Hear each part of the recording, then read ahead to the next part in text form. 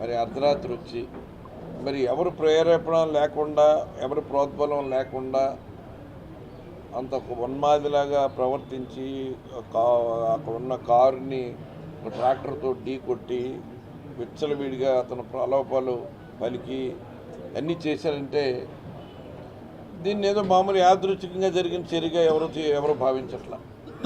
ఎందుకంటే దీని వెనకాల ఏదో ఒక ప్రేరేపణ ఉంది, ఎవరో ప్రోత్సాహం ఉంది, వెనకాల ఎవరో సపోర్ట్ చేస్తారు అన్నది అందరికీ విద్యుత్మే, అందరికీ తెలిసిన విషయమే. కానీ వాళ్ళ కూటమి ప్రభుత్వంగా ఉండి రాష్ట్రంలో ఒక పెద్ద మనిషిగా ఒక పెద్ద ఆయన ఇంటి మీద దాడి జరిగినట్టుగా జరిగితే ఈ రాష్ట్రానికి సంబంధించిన మరి కూటమిలో ఉన్న పెద్దలు ఎవరు కూడా స్పందించకపోవడం, ఉన్మాదిలాగా అతని మధ్య స్థిమితం లేనివాడుగా చిత్రీకరించే ప్రయత్నం చేయటం అన్నది సమాజాన్ని తప్పు పట్టించే విధంగా ఉంది.